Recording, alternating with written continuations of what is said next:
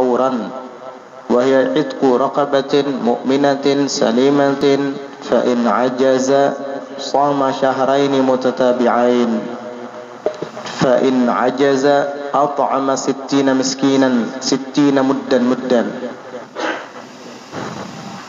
at'ama 60 miskinan 60 muddan.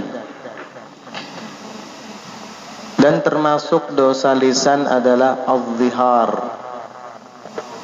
Zihar, apa itu zihar?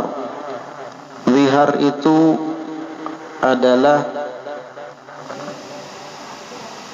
tashbihu az-zawji zawjatahu fil hurmati bimahramihi. Menyerupakannya seorang suami akan istrinya dalam segi kehormatannya dengan salah satu di antara mahramnya. Itu dilarang dalam Islam. Karena di dalam ayat disebutkan wa ma ja'ala azwajakumul la'i tudhahiruna minhunna ummahatikum. Dan Allah tidak menjadikan istri-istri kalian yang kalian zihar itu daripada mereka adalah ibu-ibu kalian. Itu asal mula daripada hukum zihar. Biasanya orang-orang Arab dari sejak zaman jahiliyah terdahulu, apabila marah kepada istrinya, dia mengatakan anti alayya ka dhahri ummi. Kamu di mataku sama seperti punggung ibuku. Itu di masa jahiliyah dianggap talak atau perceraian. Begitu Islam datang, zihar masih ada yang melakukannya, tetapi tidak dihukumi cerai. Hanya saja ada konsekuensinya, ada hukum-hukumnya jika itu dilakukan. Pertama adalah haram, wa huwa kabiratun. Bahkan para ulama menyebutkan zihar itu termasuk dosa besar. Ketika kita menyerupakan istri dengan salah seorang di antara mahram kita, entah itu ibu kita, dan itu asalnya begitu, atau saudari kita, saudari perempuan kita, atau kita serupakan ia dengan mahram kita yang lain seperti bibi kita, saudara ayah, atau bibi kita, saudara ibu. Pokoknya mahram. Mahram yang dimaksud di sini adalah mahram yang dari sejak kita lahir dia jadi mahram kita, bukan mertua. Kalau mertua itu mahramnya baru kan. Seperti misalkan kita mengawini seorang perempuan yang bernama Hindun, ibunya yang bernama Zainab jadi mahram kita lantaran kita mengawini anaknya yang bernama Hindun, bukan karena mahram kita lantaran dia adalah bibi saudara ayah atau bibi saudara ibu, bukan, tetapi karena ada ikatan pernikahan. Sebelum kita menikahi anaknya yang bernama Hindun, Zainab ini bukan mahram kita. Begitu kita nikahi anaknya yang bernama Hindun, maka Zainab jadi mahram kita. Apabila kita serupakan dengan Zainab, si Hindun anaknya tadi, itu tidak dihukumi zihar. Kecuali si Zainab itu adalah saudara ayah kita sendiri, saudari ibu kita misalnya, atau saudari ayah kita. Maka berarti kita kawin dengan Hindun sepupu kita sendiri. Itu bisa jadi mahram dari sejak awal. Tidak boleh juga kita menyerupakan istri kita dengan mertua yang memang dari sejak awal adalah mahram kita. Baik itu dia menyerupakan dengan punggung ibunya, atau dengan matanya, atau dengan tangannya, atau dengan kepalanya, atau anggota badan zahir lainnya. Itu tidak boleh. Kamu ini seperti mata ibu saya. Atau tangan kamu persis seperti tangan adik kandung saya. Tuh lihat jari-jarinya, persis. Hati-hati. Ya memang para ulama ada menyebutkan zihar itu lafadznya bisa sharih, bisa kinayah. Tetapi hindari. Mau sharih mau kinayah hindari. Jangan sampai itu terjadi. Yang biasanya terjadi itu kadang dengan anak sendiri, diserupakan dengan istri. Anak kita perempuan, istri kita serupakan dengan anak kita. mata kamu ini persis ya kayak matanya si Ulfah ini misalnya. Ulfah anaknya dia.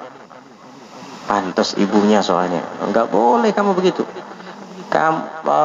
Bibir kamu itu di hadapan saya sama seperti bibirnya si Ulfah. Misal Ulfah anaknya dia. Enggak boleh. Hati-hati. Jaga mulut.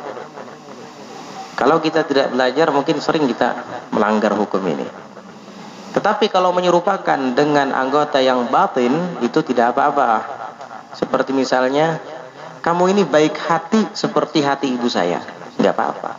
Hati itu kan organ tubuh bagian dalam, bukan bagian yang zahir. Enggak apa-apa itu. Kamu ini Masya Allah penyayang seperti ibu saya. Enggak apa-apa. Atau ya Allah kamu ini penyinggungan banget benar.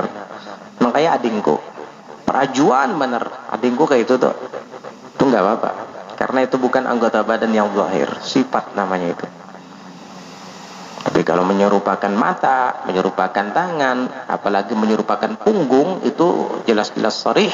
Karena itu asal mula zihar ada dalam hukum agama. Ingat, hati-hati itu. Kalau hanya sekedar menyebut, biasanya ada seorang istri memanggil suaminya abah. Bahkan ya apa-apa sih ya kalau istri, karena zihar itu hanya ada pada pihak suami, sebagaimana hukum talak. Istri tidak ada hak menzihar suami, sebagaimana istri tidak ada hak menalak suami. Ada bini menalak suami. Hak talak itu ada pada suami, begitu pula hak zihar. Jadi kalau istri memanggil bah misalnya, lalu suaminya menjawab, ada apa mak? Iya mak, sebentar mak. Apa hukumnya itu? Nggak apa-apa, bukan zihar itu. Karena mami, papi, mama, papa, bah, bu, itu adalah ucapan. Biasanya ala jihati syafaqah, dengan maksud dan tujuan berbelas kasihan, saling mengucapkan kalimat yang halus supaya nanti anaknya ikut mencontoh. Sebab kalau si istri manggil abahnya dengan sebutan nama Joko, nanti anaknya manggil Joko juga. Begitu. Iya tuh minum, ada apa? Ntar anaknya manggil tuh minum juga nanti. Jadi bah, ma, itu nggak apa-apa. Karena itu adalah panggilan saja. Nggak apa-apa itu. Bahkan ada di sebahagian daerah, di daerah Arab itu kadang dia manggil istrinya ukhti. Ukhti itu kan saudara perempuan. Istrinya manggil akhi, ya akhi, padahal suaminya. Nah, ada sebahagian seperti itu. Itu nggak apa-apa. Tetapi sebaiknya dihindari saja. Nah, itu adalah zihar. Hukumnya bagaimana zihar itu? Wa fihi kaffaratun illam yutalliqha ba'dahu fawran. Dan di dalam zihar, apabila ada orang melakukannya, terdapat kaffarah, bayar tebusan. Kaffarah. In lam yutalliqha ba'dahu fawran. Jika ia tidak menceraikan istrinya tadi setelah melakukan zihar seketika, fauran. Arti seketika di sini, kalau dia mengucapkan kepada istrinya anti alayya ka dhahri ummi talaqtuki, itu jatuh talak, tapi tidak wajib bayar kafarah. Karena apa? Setelah dia menzihar, ketika mengucapkan kamu seperti punggung ibu saya, mata kamu itu persis seperti di hadapan saya, persis seperti ibu saya atau mata ibu saya, dan kamu saya ceraikan, itu nggak wajib kafarah, tapi dihukumi talak satu. Karena ketika dia melakukan zihar, dia sudahi ucapan ziharnya dengan talak, itu nggak wajib kafarah. Tetapi jikalau dia tidak menceraikannya, seperti misalkan kamu di hadapanku seperti punggung ibuku, diam, maka dia wajib bayar kafarah. Atau dicerai juga, tetapi setelah berlalu beberapa waktu, ada jeda. Padahal tadi disyaratkan fauran, seketika. Dia mengatakan, kamu di hadapan saya seperti punggung ibu saya. Lama, kamu saya cerai. Nah, nggak bisa itu, tetap wajib bayar kafarah. Kalau kafarah masih belum ditebus, kamu tidak halal menyetubuhi istrimu, haram. Tapi dia talak nggak dihukumi talak memang. Zihar bukan talak dalam Islam, walaupun dia talak dalam jahiliyah. Tetapi kamu haram menyentuhnya, menyetubuhinya sebelum kamu melakukan kafarah. Apa itu kafarah? Wahia itqu raqabatin mu'minatin salimatin. Ia adalah memerdekakan seorang budak yang mukmin yang selamat daripada cacat. Dulu ada istilah perbudakan, sekarang ini hampir bisa dikatakan tidak ada lagi, terutama di Indonesia. Jadi kalau dia melakukan zihar dan tidak mencerai istrinya, dia tidak boleh menggaulinya sampai dia membayar kafarat tadi, yaitu memerdekakan budak mukmin yang selamat dari cacat. Budaknya mukmin dan tubuhnya selamat dari cacat, tidak pincang, tidak buta, tidak tuli dan lain-lain. Nah, itu syarat. Ini kafarat yang pertama.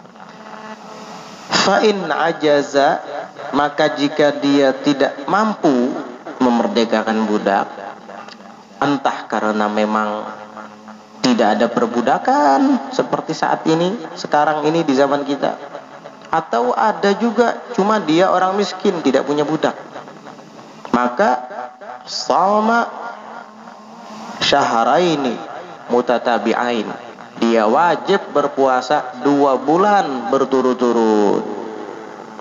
Nah, mulai kamu puasa 2 bulan berturut-turut. Nanti apabila sudah sampai 1 bulan, sehari saja kamu batal puasanya, ulangi lagi dari awal. Karena at-tatabu' berturut-turut itu adalah syaratnya. Wah, capek banget, Bib. Ya itulah hukumannya. Kamu sih mulut nggak dijaga, main serupa-serupakan istri dengan ibu sendiri, atau dengan saudari kandung sendiri, atau saudari seabah, saudari seibu, yang penting mahram, atau menyerupakan dengan anak kandung sendiri. Hati-hati, jaga lisan. Tapi saya tidak sanggup puasa 2 bulan berturut-turut. Kenapa? Karena saya punya penyakit mah atau punya penyakit lambung.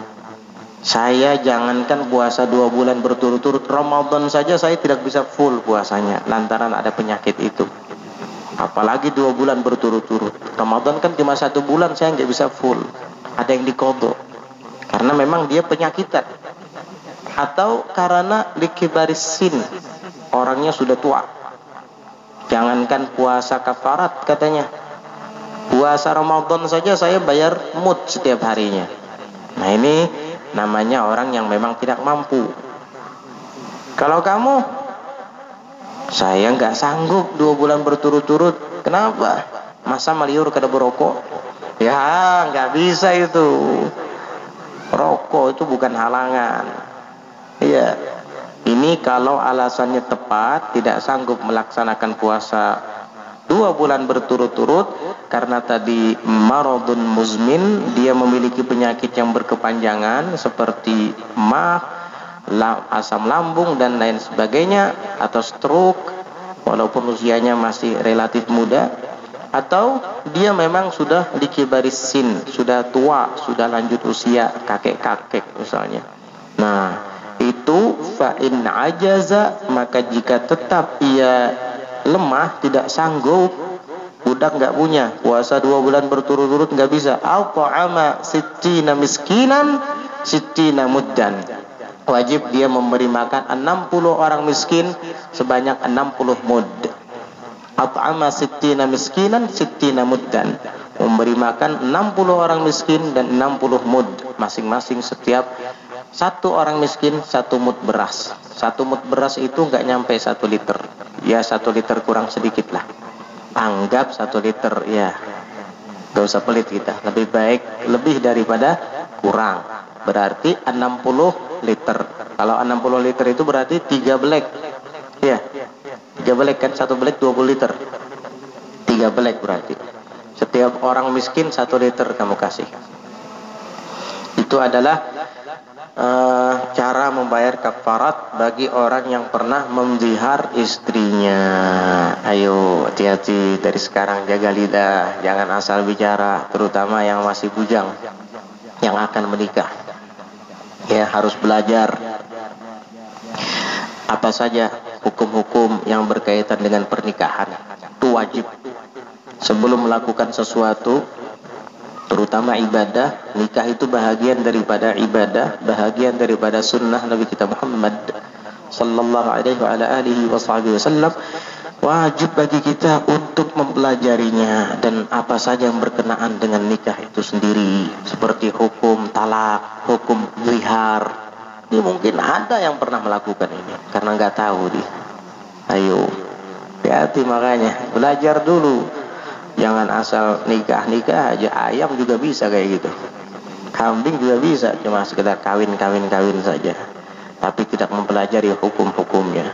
Hati-hati, hukum berumah tangga itu bagaimana, apa yang dimaksud dengan al-mu'asyaratu bil ma'ruf, bergaul dengan istri dengan baik, bagaimana caranya.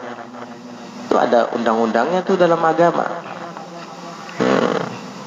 Paham? Wa minha, dan diantaranya, diantara dosa lisan adalah al-lahnu fil Quran, yaitu keliru dalam membaca Al-Quran. Lahn itu artinya keliru, khilafus sawab, yaitu berbeda dengan bacaan yang tepat. Wa in lam yukhilla bil ma'na, kendati pun kekeliruannya tadi tidak merusak makna. Seperti misalnya dia membaca alhamdulillahi rabbil alamin, dibacanya alhamdulillahu rabbul alamin misalnya. Itu maknanya tidak berubah, cuman dalam segi i'rab salah. Hukumnya apa? Haram, dosa, walaupun tidak merusak makna. Sudah jelas alhamdulillahi, ada huruf jar, lam, masuk ke lafzul jalalah Allah, maka lillahi rabbil alamin. Sudah jelas-jelas itu menjadi badalnya daripada lafzul jalalah, karena badal kepada majrur mubdal minhunya, maka dia pun mengikut menjadi jar juga. Rabbi, ini dibacanya rabbul alamin, tapi dalam i'rab itu boleh jadi khobar mubtada mahdzuf, takdirnya huwa rabbul alamin. Iya, tapi dalam qiraat yang 7 nggak ada yang baca rabbul alamin. Qiraat yang mutawatirah tetap nggak boleh. Itu dianggap lahan, keliru, walaupun tidak merusak makna. Apa hukumnya? Haram.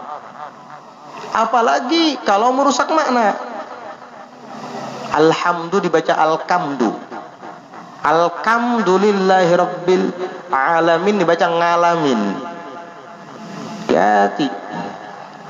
Ha dibaca ha, alhamdu alhamdu, sama itu. Akbar dibaca ikbar, Allahu ikbar. Hati-hati ya, belajar yang benar. Rabbana atina fid dunya kasanah wa fil akhirati kasanah. Apa kasanah? Ngarang-ngarang kamu. Orang kita maunya dapat hasanahnya dapat kasanah akhirnya. Kaya ala sol kaya, nggak ada kaya. Kaya alal palak, palak katanya. Salah itu. Tapi saya sudah dulu begitu. Kalau kamu tahu salah begitu, belajar. Gak usah azan dulu, nanti aja kamu azan sampai bisa baru azan. Ya azan sebisanya. Kaya alal palak. Ya kayu ya kayum, kayu. Hati-hati. Makanya belajar. Tapi bagaimana Bib? Saya ini sekarang memang dalam proses belajar, biar bacaan saya yang salah itu jadi benar. Tapi dalam proses belajar ini kan perlu waktu. Nah selama saya masih belum bisa, lalu saya bacanya begitu, apa hukumnya? Ya nggak apa-apa, nggak apa-apa, iya, karena udzur. Tetapi dia tetap masih mau belajar. Yang penting mau belajar aja sudah gitu. Memang sulit. Saya pernah ngajari orang yang kayak gitu. Saya ajari, sulit memang dia, kasihan. Ha, kha, katanya. Pernah saya ngajari. Ha, tahu nggak bebek? Bebek kalau lagi sedang ini gimana? Nah bisa dia. Ha, katanya. Nah gitu, hanya gitu. Akhirnya dia semalaman gitu, katanya. Bisa juga akhirnya, alhamdulillah. Saya itu dulu tuh beberapa waktu itu saya dengar dia baca begini. Rabbana, saya suruh baca doa. Rabbana atina fid dunya hasanah wa fil akhirati hasanah. Bu, berarti ini terkena mazhabnya mazhabnya apa itu ya? Qiraat ngapak ini. Kalau sudah saya kasih tahu sama dia. Ulangi coba, baca apa tadi? Rabbana atina fid dunya hasanah. Jangan hasanah, ha, kha, katanya. Nah begitu. Aduh, berarti memang sulit ya. Akhirnya mulai berubah dari kam jadi kha sedikit. Hasanah. Nah, sudah hampir berubah saya. Tinggal kerokannya itu aja dibuang lagi. Kha jadi ha. Itu sulit banget dia, kasihan. Coba lihat bebek itu lagi sedang kecapean, dia bilang gitu. Akhirnya gitu kan. Bisa tapi. Bisa dia pas disuruh ha gitu lagi. Tapi akhirnya dibiasa-biasakan bisa juga akhirnya. Sesuatu yang tidak bisa jika dibiasakan akan menjadi bisa insyaallah. Alamin jangan nga.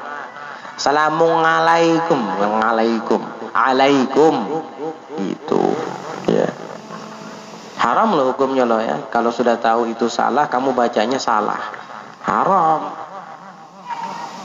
Kam min tadin lil Qur'ani wal Qur'anu yal'anuh.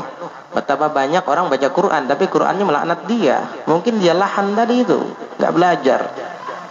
Tapi kalau dia sepanjang dia masih mau belajar dan selama proses dia belajar itu masih salah bacaannya, tapi dia tetap mau belajar, nggak apa-apa, silahkan baca. Tapi tetap belajar, tetap berusaha untuk memperbaiki makharijul huruf agar sesuai pada tempatnya ketika melafalkannya. Terus, ya. Tapi selama dia proses tadi tetap ada lahan kekeliruan di dalam ucapannya, nggak apa-apa. Yang penting dia sudah berusaha untuk merubah bacaannya dari yang lahan menjadi shawab, dari yang salah menjadi benar. Begitu. Dan ingat, kalau kita salah bacaan, ditegur oleh orang yang ahlinya, ucapkan terima kasih. Jangan marah, jangan sarik. Pak, ada Pak. Sampean tadi azannya begini Pak. Hayya 'alal falaq. Salah itu Pak. Yang benar begini. Hayya 'alal falah. Ha. Ini marah. Apa kamu? Terserah saya. Gimana terserah sampean? Ini agama. Iya kalau sampean ngomong nggak apa-apa, terserah sampean. Ini yang sampean ucapkan ini syiar Islam, azan.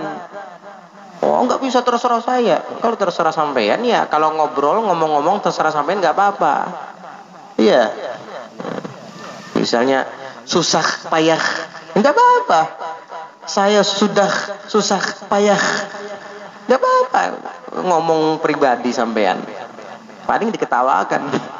Tapi kalau azan itu bukan milik sampean, jangan terserah sampean, itu milik kita semua umat Islam. Jadi kalau ditegur, dibenarkan, terima kasih banyak, jangan marah. Kamu anak baru kemarin bocah ingusan. Baru kemarin gimana Pak? Saya lahir tahun 90 misalnya. Baru kemarin, beberapa tahun Pak, gitu aja. Bocah ingus, mana ingusnya Pak? Nggak ada ingus saya. Dulu aku makan uyah, ya itu Pak, kebanyakan makan uyah. Darah tinggi, marah-marah terus. Ya, jadi gitu ya. Yang tua kalau ditegur yang muda dan tegurannya itu mendidik, benar, terima. Terima kasih lagi sama dia kalau bisa. Yang muda pun negurnya harus pakai akhlak, pakai adab. Kalau bisa dengan bijak, dengan hikmah, pakai hikmah saja. Dan jangan di hadapan orang ramai, orang banyak. Itu namanya bukan menasehati, tapi mempermalukan. Man nasaha akhahu, man wa'adha akhahu fil alan faqad syanah, wa man wa'adhahu fis sirr faqad zanah. Barang siapa yang menasehati, menegur saudaranya di dalam keramaian, itu sama dengan mencoreng nama baiknya. Tapi jika ia menegurnya dalam kesendiriannya, maka ia telah menghiasi saudaranya itu. Karena tadinya keliru, sekarang menjadi benar. Hati-hati ya baca Quran. Wa illam yukhilla bil makna, walaupun tidak merubah makna, tidak merusak maknanya, tidak berubah maknanya.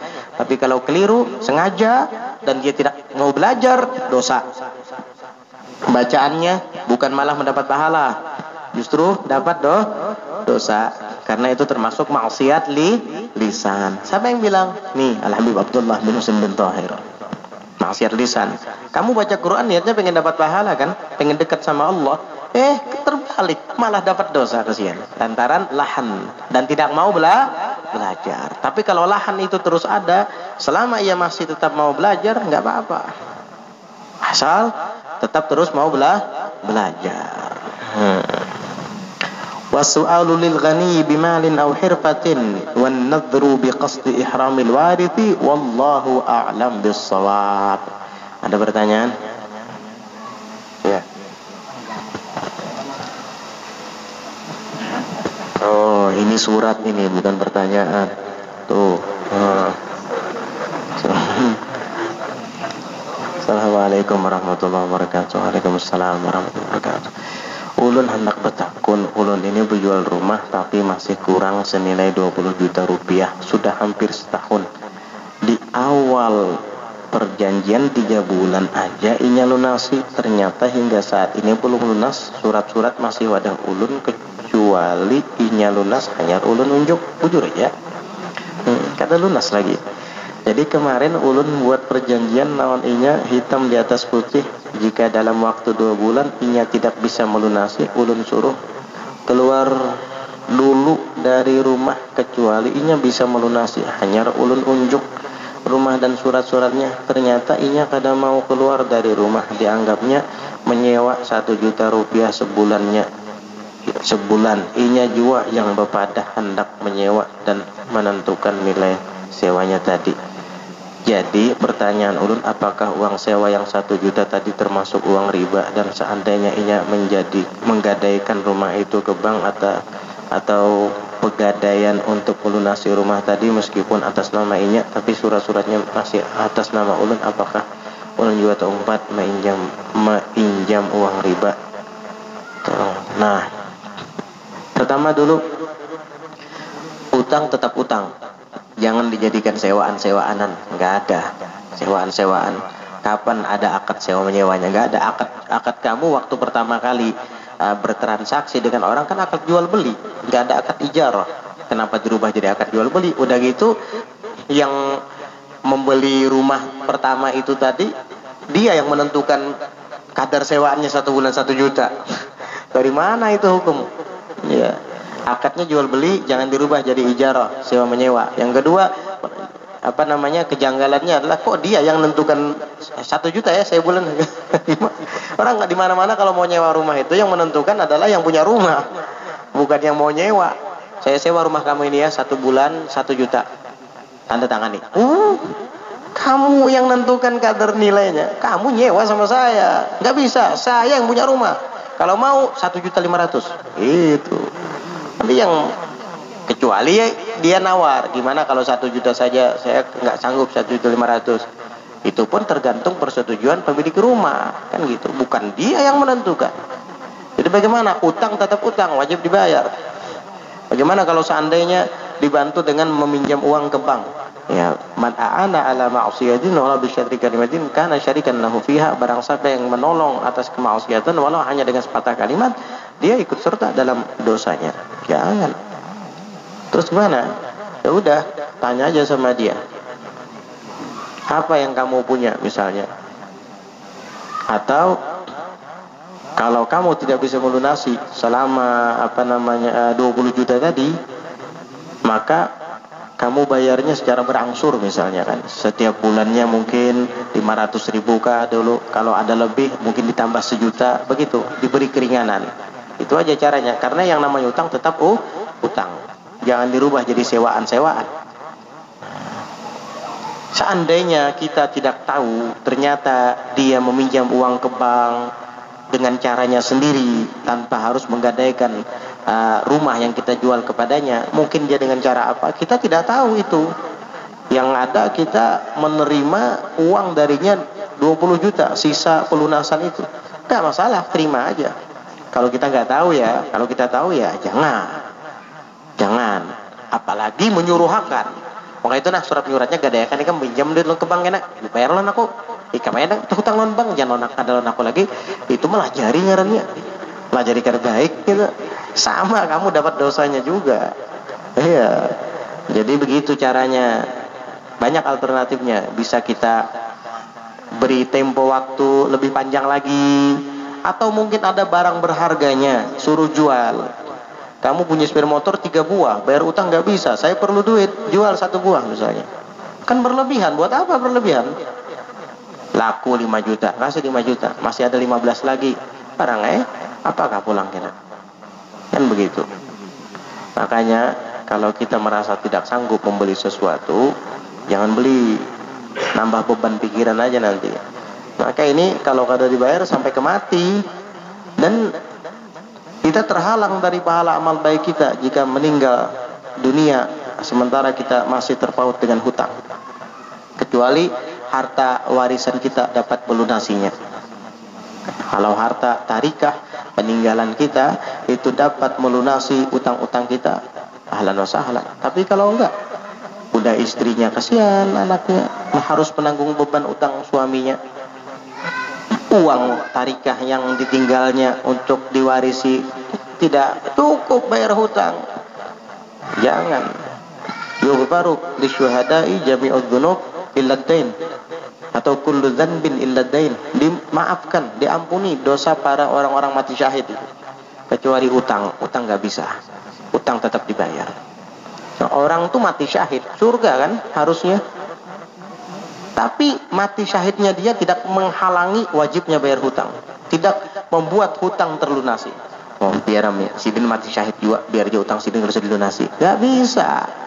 Tetap yang namanya utang dilunasi, karena utang piutang itu adalah hakul adami. Hakul adami. Udah ya. Wallahu a'lam bissawab.